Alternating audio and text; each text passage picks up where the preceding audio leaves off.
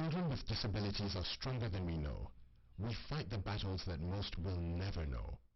Motherhood is about raising and celebrating the child you have, not the child you thought you would have. It's about understanding that he is exactly the person he is supposed to be, and that if you're lucky, he just might be the teacher who turns you into the person you are supposed to be. My disability has opened my eyes to see my true abilities. Parent through vitu mob sababu for once ana feel like ye mwenyewe amekuwa disabled ye mwenyewe kwa hati yake, sababu si kupenda kwake mtu huyu kutoka hivyo. So the second thing is that anapata wasee wanaongea mbaya, maybe unaweza wasee wengine wanaongea mbaya, chuki na nini sababu mtu huyu. So ana feel amekwazika sana. So hizo ndo challenges zenye na feel the man go through sana. Mother goes through so much sababu yeye ndiye anakuaga na mtoto every time, and then yeye ndiye anakuaga na raise mtoto from, unajua mzae anakuaga job sometimes na nini, so mother ndiye anafeeligi hizo pain sana. Mtoto huyu maybe ako pale ana feel ameshindwa kuamka, anamuamsha, so yeye ndiye anapitia hizo through all those things. Welcome back. That's exactly what people had to say on the streets. This is Relationships Wednesday on KTN Life and Style, and we are now at the DMC, Deep Meaningful Conversations, and I have such a great panelist with me. Before I introduce them to you, yeah? Remember to use the hashtag KTN Life and Style and contribute to the conversation that we are going to have right about now. So our main topic is raising special children. And with me is Timothy Liani. He is the founder of Brook Center for Autistic and Deaf Children. And then we have Mary Warigia. She is a valuer and a real estate lecturer at MKU. Welcome. Thank you for bracing our show. And of course, we have the second runners-up for Light of Autism Kenya 2019. His name is Ryan, but his friends like to call him Nash. Yes. So thank you so much for joining our show, for coming here, for making time. We're so blessed and pleased to have you here. And Nash, I'm loving the outfit. It's with so the cute, yeah? hat, and he's our guest of honor. Yeah, like I feel like I'd so never good. remove that. In a crowd forever, yeah. We talk around all day. Yeah. So our main topic today is raising special children, or rather raising children with special needs. Right. Yes. And Mary Warigia, you've had an experience with the same, having given birth to one yourself. Maybe you can tell us how your journey has been, especially as a single mom. My journey has not been easy, particularly from the beginning. I went through the stages of denial. Could you put the mic closer? I want to hear clearly. Yes, I went through the seventh. When you get a special child, it's like you're grieving, because what you were expecting is not what you get. Right. Because nobody expects to get a special needs child. Yeah. That's true. All mothers, when you're expectant, there's a certain way you expect your child to be. Right. Now, when they come, and they come the way they do, the psychologist told me you go through two processes. One is accepting what you have and killing what you are expecting. So in your mind, you have to kill what you were expecting, because you were expecting and it did not come. You've got to kill that, and then you have to go through the process of accepting what you got now. Yeah. So those two processes are quite difficult. And so initially, that's what you go through. You go through that process of killing what you were expecting and accepting what you got. And so it was difficult. So you go through there are 5 stages of grieving. Yeah. The denial, the anger, then you get to acceptance, and then when you get to acceptance, sometimes you go back to denial again. So it's an oscillating process. Yeah. 13 years later, I'm still oscillating. Yes. Yeah. Oh wow, that's beautiful. Wow, that's really very honest. Yeah. Did you go to therapy because it was advised for you to, or did you decide to seek therapy once you got your daughter? Well, I did therapy 3 years ago because I went into depression. Okay. Yeah. Really? Yes. That's interesting. So here is the thing, yeah? That was back in 2009, and here you are, an expectant mother, very excited because it was 2 weeks to your delivery. Yes. And that's when you figured the baby's movements were hampered. She was not playing. And so when I went to get checked, I was told cord round the neck. So we have to do the emergency CS now. Okay. Wow. Yeah. How was that? How was that realization for you? Because first of all, was it like a maternal instinct? Because I wouldn't know how many times the baby is supposed to really be in movement like all the time. I mean, because you know when you're expectant, there's it's the same way you have a schedule. You have there's a way the baby behaves. They play at a certain time, they're asleep, they're active, so it's the same way. So you start to notice those movements, and when they're not there, you start to notice. So that's why it's very important for mothers to be very keen. Yeah. And go for scans when you feel there's something wrong. Exactly. Yeah, and you have to listen to your body. Right. Yeah. But for you, there wasn't any delay. The moment you realized, wow, the baby's movements are not there anymore, it was like, I have to go to hospital. Well, I took a day or two because I was too busy at work. Oh, yeah. So I guess that also, for me, I think one of the biggest lessons that I learned from that is in life we need to know what's priority and what can wait. Work can wait, and That's some of true. these things have to be acted on immediately. Yeah, Right. because they have got lifelong impact. Yeah, it's the same way they say about balls. The balls of life. You can, if you drop the ball of family or your own life, you never pick it up. It's cracked. But the ball of work can bounce back. Right. You can leave work today and tomorrow you get back and you'll be fine. Somebody will have done what needed to have been done. Yes, exactly. That's true. Yeah. But at what point did you realize that after now giving birth, at what point did you realize there's something wrong with your child? Was it immediately after you delivered that they said? No, we did not realize immediately. Oh, really? And I was working with the doctors and nothing was picked until my grandmother picked it up. At 3 months. At 3 months? Yeah, at 3 months because then the neck was not propping up, the hands were not opening. Right. You know, they're just those small little things that you need to be very observant about as a mother again. But then again, I was a first-time mom. Whom had I raised? Who had you experienced? Whom had I raised? I didn't have the experience. So my grandmother picked it up, and I went to see the neurologist, and that's when I was told your child has cerebral palsy. Wow. Okay. We'll come back to you. I want to talk to Timothy. How are you? Thank you for waking up very early in the morning and coming to the show. Sometimes we're used to this. Yeah. Waking up early. You're used to the early hours. We expect anything, you know. Yeah. So tell me about Brooks Center. How old is it and why did you start it? Brooks Center for the Deaf and Autistic Children is 10 years old. And we began Brooks Center for the Deaf and Autistic Children in 2009. Yeah, congratulations. You are in your That's decade. a whole decade. That's a big In deal. 2009. And within the span since 2009 up to now, Yes. we've managed to raise about 227 children. Oh, wow. That's beautiful. Who've passed through our center. systems center. Do you have a particular age group that you work with at the center? Yeah, we are a registered charitable children institutions, which has government guidelines. So we're supposed to take care of children between the ages of 5 up to 18 years. Unless there are special circumstances that really compel us to have such children at our center beyond that age. So what happened in 2008 or 2009 or years before that then inspired you to start this center, and specifically for the deaf and autistic? The first thing is the will to do good. My ability probably to give back to my society after all good my society has done to me. Right. And then apart from that, disability was too close to me. It's something that I could really see it. Yeah. And many people could ignore it. Yeah. Many people could not understand what was going on. So I got that passion probably to get to see what can I do. Right. Because of the environment that is very close to me. Yeah. And again, you went ahead and now you have a background in psychology? Yeah. Oh, that's really beautiful. So, so you did the psychology after you started the center? Yeah. Oh, so wow, nice. it really had to help me a lot to understand what is really going on, what's happening, and why should children go through all this. Yeah.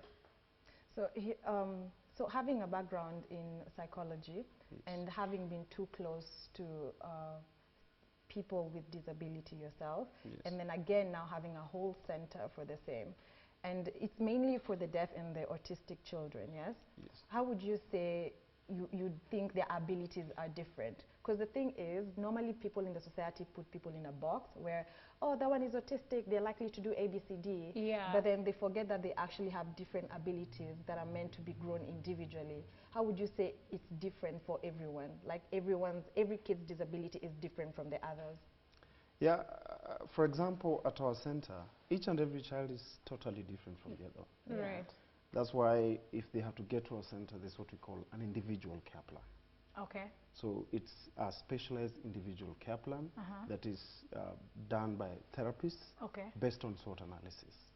So SWOT analysis is basically looking at the strengths, the weaknesses, the opportunities, and the threats of each and every child.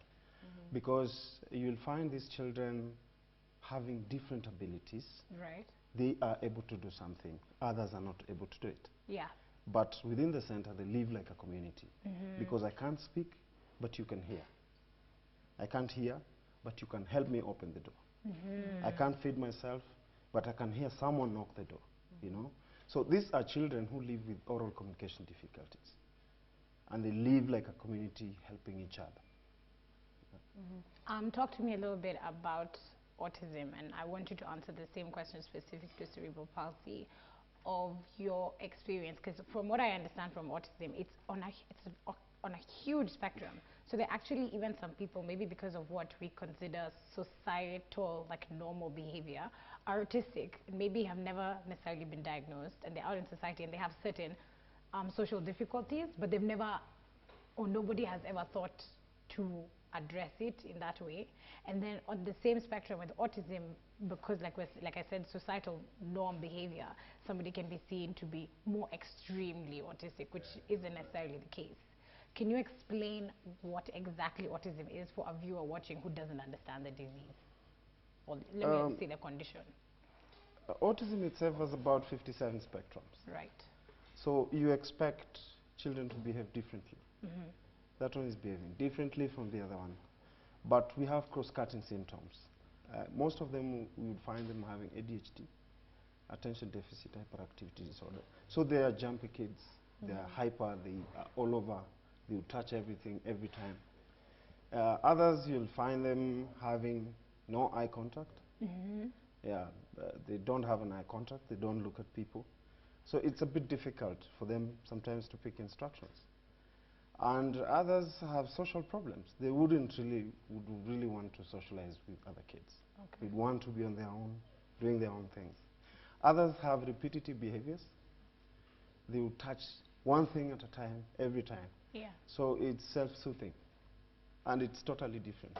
The other one is a paper. The other one is probably a book. The other one is a thread.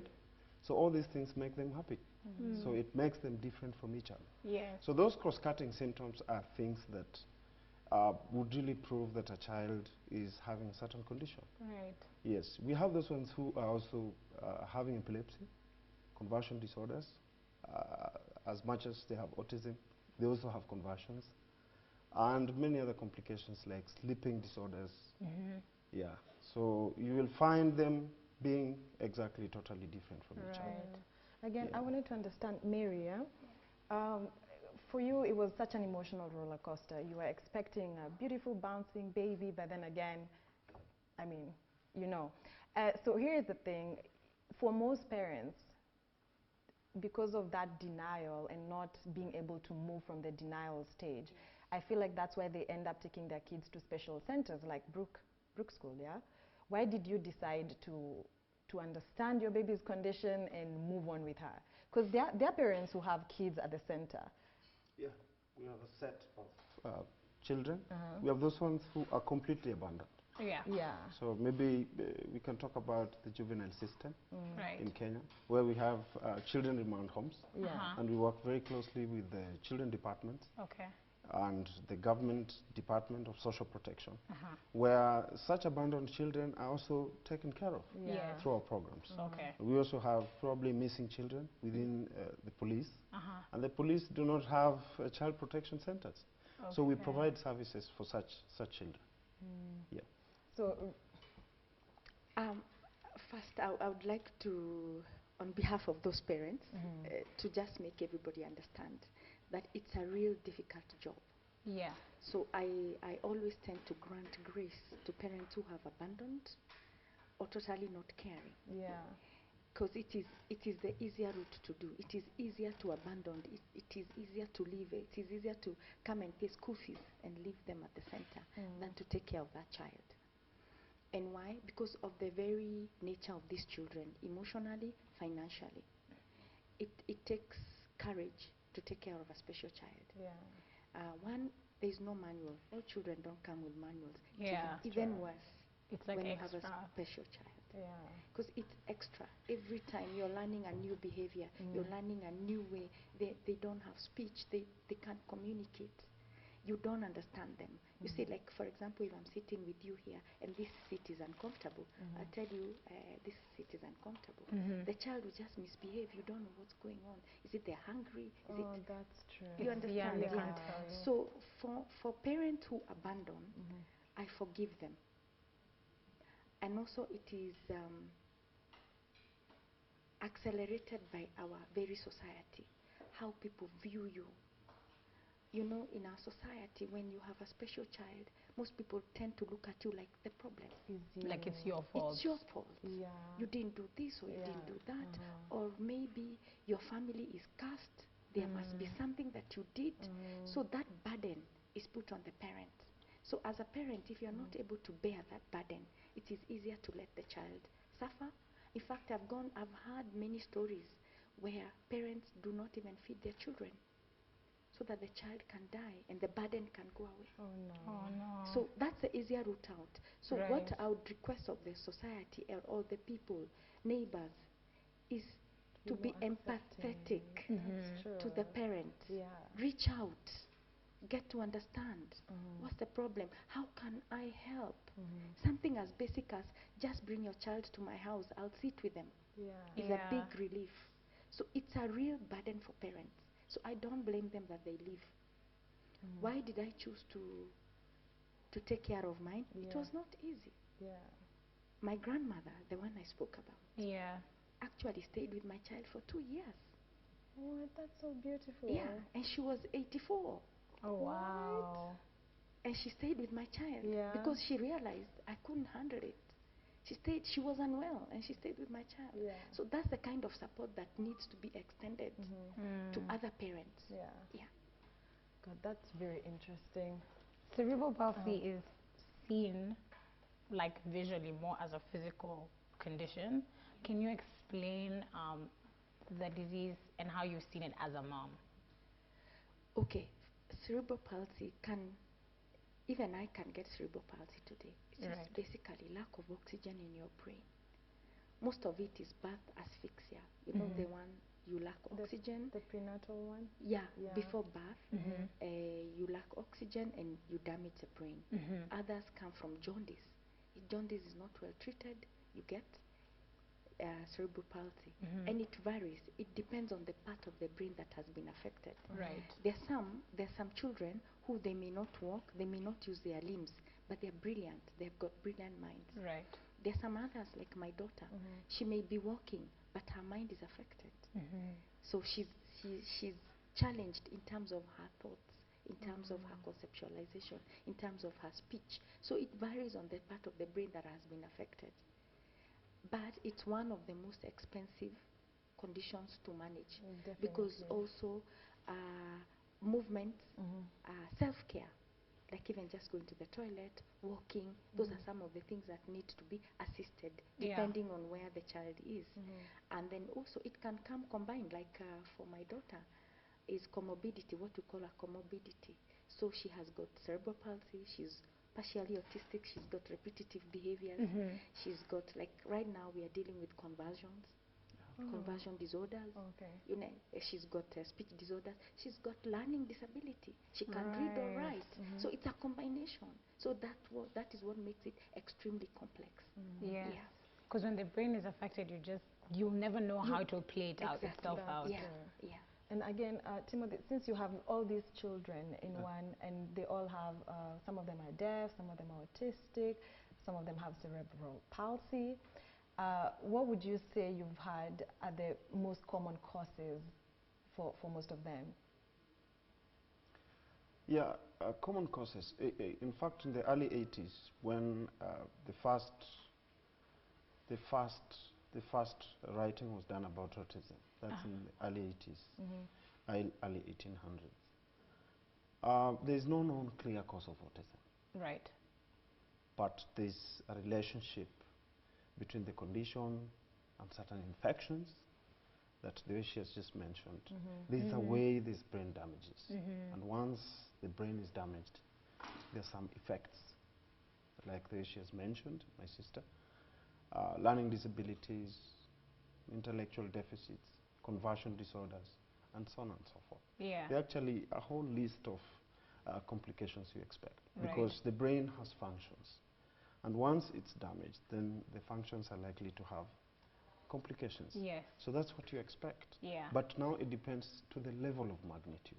It could be severe, or it could be mild. Yeah. Yeah, some of the causes could be man-made. Some of the causes could be things we can be able to avoid. Because you'll find a situation where there's a young mom, the way she's just mentioned, she's new to this. Yeah. She's young. There's no one to teach them. They don't go for clinics. They even don't know what's happening.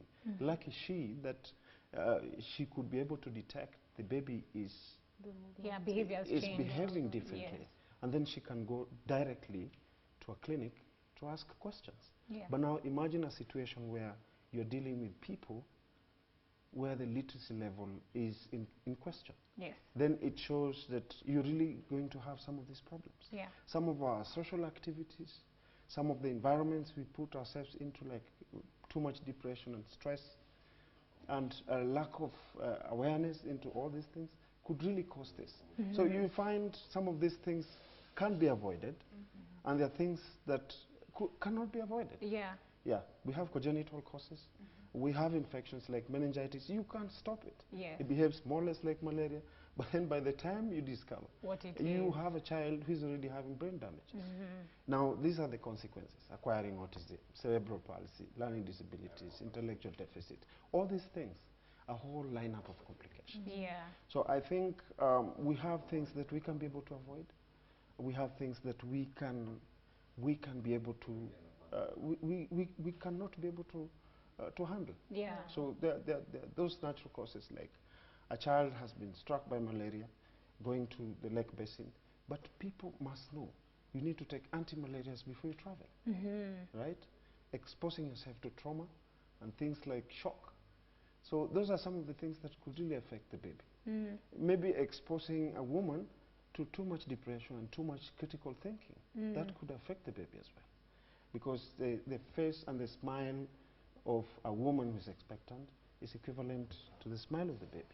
All right. Yes. The two going hand in hand. All your They interests just go will hand in be, hand.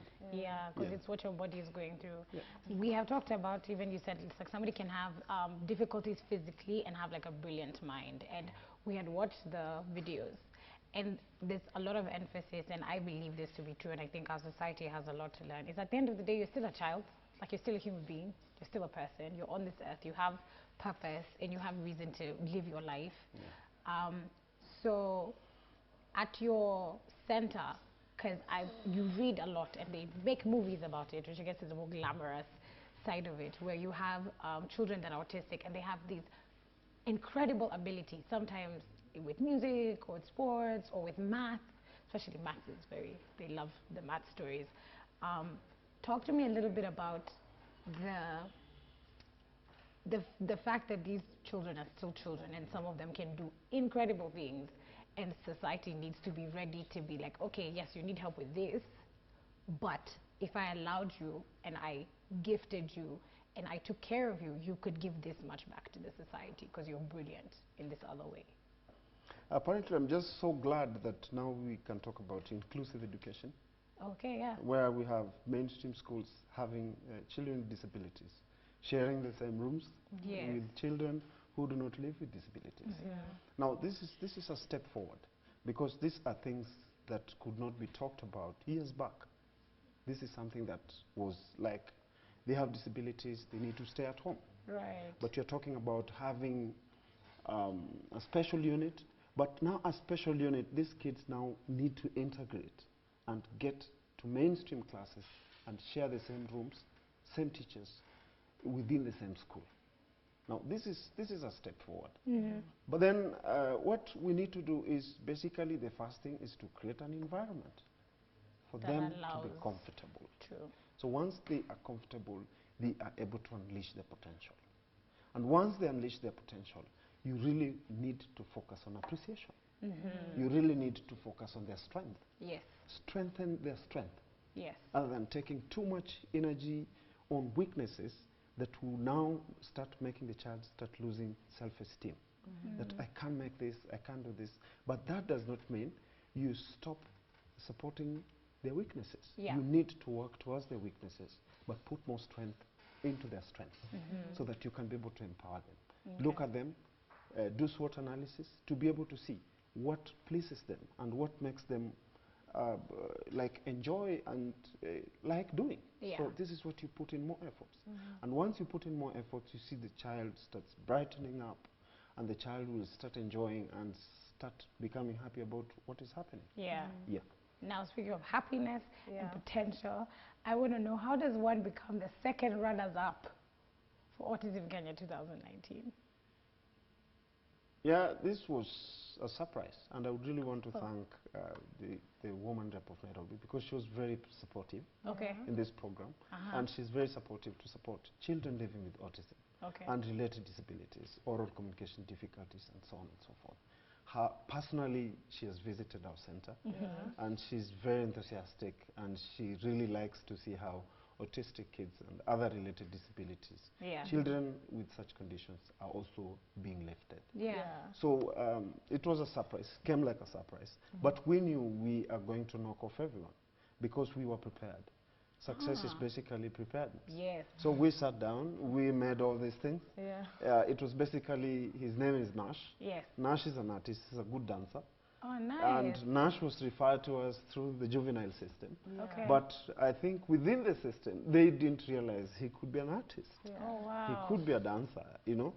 But with our SWOT analysis, we could be able to discover that potential, look at it, and do something that Nash could really be happy to do. Right? So as much as he wouldn't be able to read in books to become a professor, but Nash can really enjoy being an artist. You know, I can dance, I can be happy. Everyone can be so... yeah, he has favorite songs. Probably you can play one for him, and you can really see how he can do it. What is his favorite song? We can actually request for his favorite song. Yeah, so I think I'll ask him. He has a good number of songs. And basically some of them come from Tanzania. The likes of Wasafi. He really likes Wasafi, and he will really dance. Big things, So I really don't know where Diamond is. He should be doing very serious marketing. Because if Nash can really understand what Diamond is saying, and he can really enjoy, then that's very nice. It makes him happy. So to us, that's music therapy.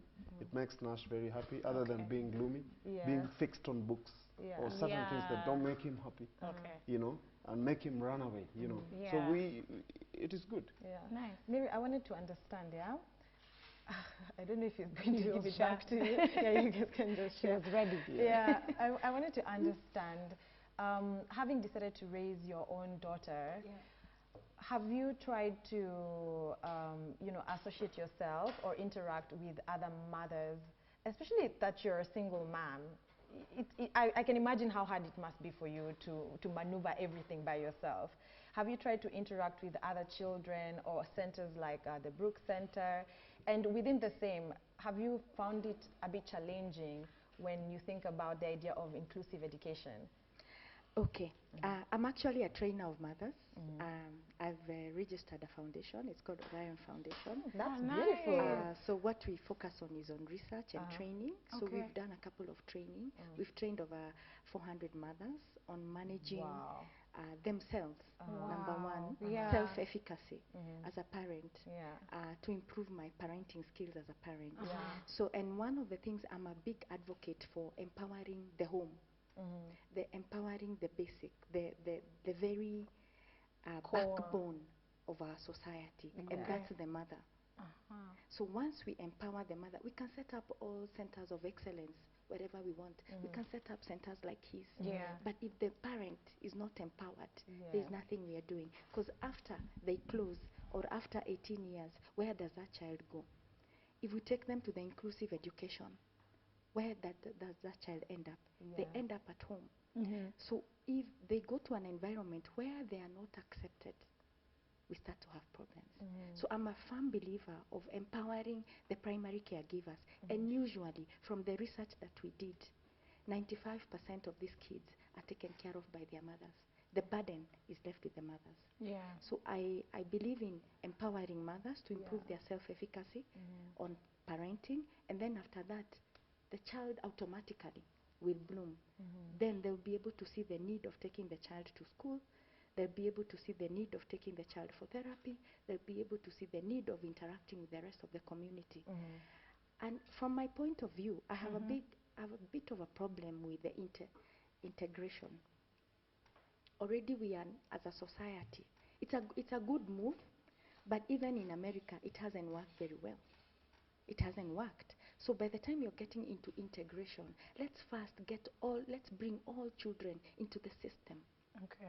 Let's, all those kids who are at home, let's bring them into some system, into a center, into a vocational center, into something before we can even start talking integration. There are so many who are not able to access school.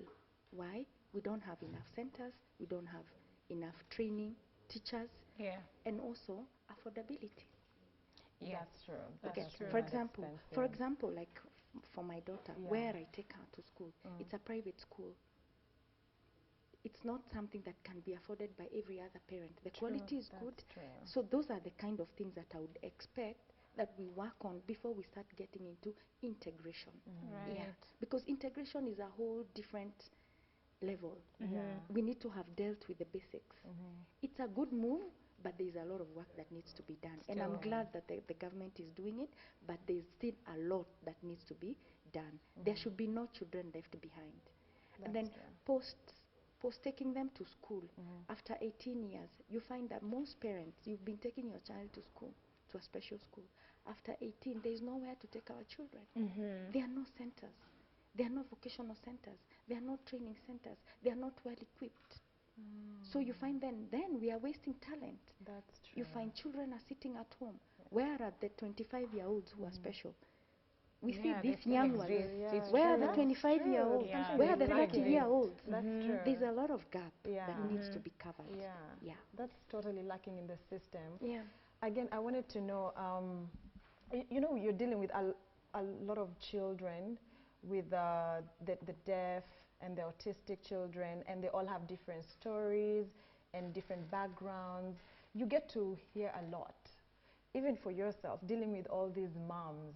How do you, for your own personal self-care, how do you, you know, like protect yourself from one, again, falling back into depression, which is something that we really want you to tell us how you dealt with the same, How do you protect yourself from falling into depression and getting too attached to particular children?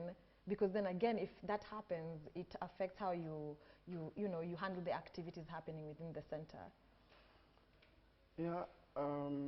Sometimes it can be traumatic. And I think I have mentioned these children being totally different from each other. Some of the first shocking things were when kids or children start feeding on unedibles. That was shocking, and it really had to disturb me. But this energy started piling up. I had to start understanding how I should live with the principle of 3P, which is patience, patience, and patience. Right? Patience, patience, and patience. Yeah, so you really have to be very patient. You really have to take your time, and you must be very understanding. take your time to understand what's going on, what is about to happen. And balancing this sometimes is not very easy. So sometimes you need also to have your own time, relieve yourself, then come back. But capacity building is very crucial in this. Okay. Because it boosts your understanding into what is happening. There are things that you don't need to personalize them. And there are things that don't arrest a child forever. Now these children, for example, we have a 26-member number of children who have an individual care plan, institutionalized. Now these children are even a solution to ourselves. Because if Nash is dancing when he would never dance, this makes me happy. Yeah. If a certain child didn't know how to toilet, but then she can toilet, this makes me happy. Yeah. So we find solutions within the children themselves. And this one doesn't make you like, you want to lean one side where one child is just like grounding and you don't know what is happening. We have lapses, and that's what we expect. So those are things we go through, maybe capacity building to understand emerging issues. When autistic children are growing up, what happens? What do you expect? Like, for example, they grow up like any other person. Yeah. And I think big questions we need to ask ourselves, what happens to them during puberty? Besides the condition they live with, what happens? Because there's hormonal reactions and things like that. So those are hard questions you really need to ask yourselves. But most of us would really want to ask ourselves very simple questions and find answers for ourselves, but we don't want to ask ourselves hard questions. How will I help Nash or any other child groom themselves? Yeah. And if they can groom themselves, then it shows you have achieved something. And that one should be a plus to you. It boosts your morale, it boosts your self-esteem, and it's a solution in itself. Yeah. Yeah. Nice. Wow. Mary, you're going to tell us how you dealt with depression and how you came around with the same. But right now, I'd really love to introduce a very special guest. He's been here the whole time. His name is James, and he has cerebral palsy. That name is cerebral palsy. Cerebral. Hey. Anyway, so James has cerebral palsy, and he has mild autism. That's right, yeah? So he's just creating something. An awesome Lego structure. I'm trying to see what this is, yeah? It's like a full-on, it looks like an office building. Yeah. It's pretty legit. I think James should go into real estate. That's actually a very serious. You know, what's interesting, Timothy, is the fact that he's using his legs and his arms at the same time. Maybe you can tell us why that's the case.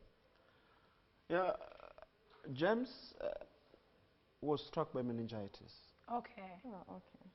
And he was born a normal child. Right. And at the age of about 2 years,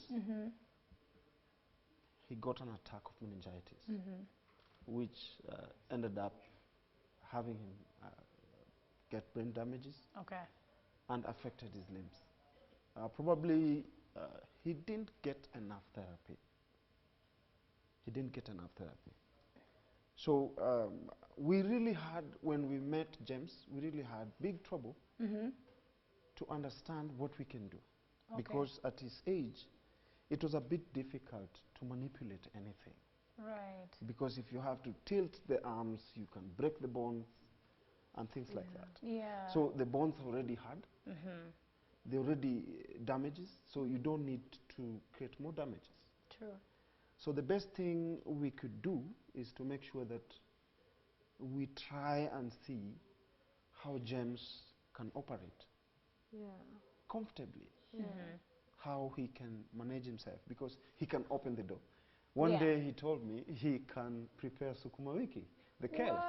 So this was something that I got scared about. Right. And I thought maybe he can chop off he dealing with a knife? maybe his toe or something. Yeah. But he could comfortably do it. Oh wow. He can find his way to hold the cup, because he can't like hold the cup using grab it the normal he can't grab with his it right hand. Right. So the best thing is to create an environment for James, for us to understand him, not criticize him, not tell him how he should do most difficult things that are too difficult for him. Yeah. Because the most enormous thing you can tell James is to open the lock using his arms. Yeah. So why should you do that? Because when you do that, then it sounds more of an insult that is now becoming like bringing down his self-esteem and making him like he is not able to do that. Right. Yeah. So the only thing we need to do is to tell James, you can do this. Wow. Well, James, this is you can use your legs. Awesome. Yeah, to do it. Yeah. To do whatever it is that you need to do. So long as it has been done. Right. Yeah. Now, we are going to take a short commercial break, and you will be able to join us on KTN Life and Style. Shout out to James and his great construction work. James, I said you need to go to real estate. I'm going to give you some numbers afterwards. Keep talking to us on social media. Use our hashtag KTN Life and Style. You are watching Relationships Wednesday. Don't touch your remote. We'll be right back.